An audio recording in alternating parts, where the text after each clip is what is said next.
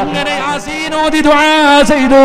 ആ ദുആ അങ്ങ് ചെയ്തു കഴിഞ്ഞാ തീർന്നടാ ചെറുപ്പക്കാരാ, തീർന്നു പോയി ബാപ്പാ. ഇന്ന് വരെ നീ സ്നേഹിച്ചവര് മുഴുവനും ആ ഖബറിന്റെ ചാരത്ത് വെച്ചിട്ട് നിന്നോട് പറയുന്ന വാചകം എന്താ? ആറടി മണ്ണിന്റെ അകത്ത് ഇറക്കി വെച്ചിട്ട് മണ്ണിട്ട് മൂടിയിട്ട് ഉസ്താദ് വന്ന് ദുആ ചെയ്ത് കഴിഞ്ഞാ സ്വന്തം ബാപ്പാടെ ഖബറിന്റെ ചാരത്ത് നിന്നും മകൻ പറയുകയാ, അസ്സലാമു അലൈക യാ ബീ, അസ്സലാമു അലൈക്കും യാ ദാറ ഖൗമുൽ മുഅ്മിനീൻ, ഇന്നാ ഇൻഷാ അല്ലാഹു ബികും ലാഹിഖൂൻ എന്ന് സലാം പറഞ്ഞിട്ട് എല്ലാവരും പിരിയുകയാ.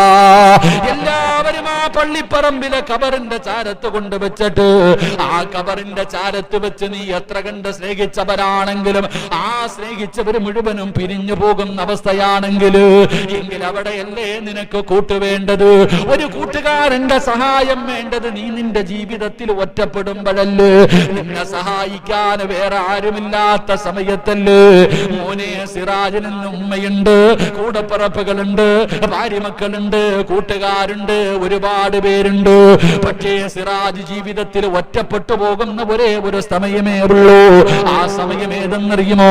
നാളെ പടച്ച റബ്ബ് ഈ ദുനിയാവിൽ ജീവിക്കുമ്പോ നിങ്ങൾക്ക് എല്ലാവർക്കും നിങ്ങളുടെ കൂട്ടുകാരും കുടുംബക്കാരുമുണ്ട്. നാളെ പടച്ച റബ്ബിന്റെ പരലോകത്ത് ചെല്ലുമ്പോ പരലോകത്തിലും ഒറ്റയ്ക്കല്ല പോകുന്നത്, കോടാനുകോടി ജനങ്ങൾ പരലോകത്തിലുണ്ട്.